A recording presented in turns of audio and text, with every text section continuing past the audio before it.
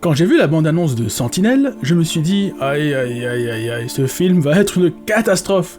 J'en attendais pas grand-chose et je l'ai regardé uniquement parce que l'histoire se passait sur l'île de la Réunion, là d'où je viens. Alors ce Sentinelle, bien ou tout en ce moment?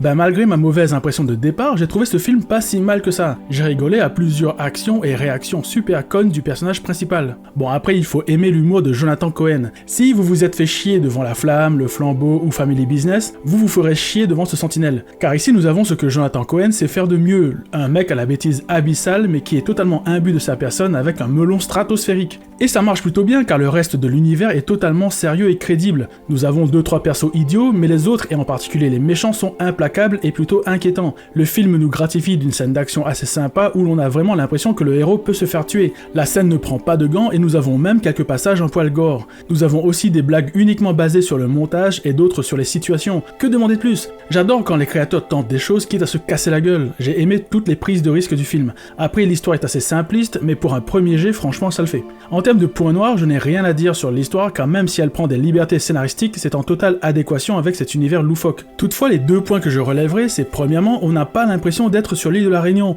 L'histoire reste dans la partie urbaine de l'île, nous sommes souvent dans des espaces clos, des plans serrés, alors que l'île offre pas mal de chouettes paysages, de quoi faire tout un film d'aventure. Et l'on ne sent pas vraiment la culture réunionnaise dans le scénario. Alors oui, on a le Maloya, quelques noms de lieux, un bataille coq par là, 2-3 mots créoles, mais la culture en elle-même ne transparaît pas dans l'histoire. Par exemple, dans le film, les autochtones appellent les Français les Blancs, mais ce n'est pas juste. À la Réunion, les Français sont surnommés Oreilles ou Métro, on ne les appelle pas les Blancs car il y a des créoles réunionnais qui sont blancs, souvent blonds, que l'on appelle les Yabs. Ça n'a aucun sens sur l'île d'appeler les Français les Blancs. Le film transpose juste bêtement sur l'île un concept que l'on voit en France, mais ça ne colle pas. On dirait que les créateurs sont venus tourner à la Réunion mais sans vraiment l'intégrer dans leur histoire, comme si cela avait été un deuxième choix de lieu de tournage. Le deuxième point noir me conforte dans cette idée car il y a une très belle chanson qui illustre un moment fort dans le film, mais c'est une chanson qui n'est pas réunionnaise, c'est une chanson traditionnelle guadeloupéenne. C'est d'autant plus étonnant qu'il y a plusieurs très belles chansons réunionnaises qui auraient pu illustrer la même scène. Ça fait un peu comme si les créateurs avaient confondu Réunion et Guadeloupe. Alors je ne pense pas que ce soit le cas, mais avec le fait que l'on ne sente pas vraiment la culture réunionnaise dans le film, ce point ajoute une pierre supplémentaire à mon idée que la Réunion était un deuxième choix pour le tournage de ce film.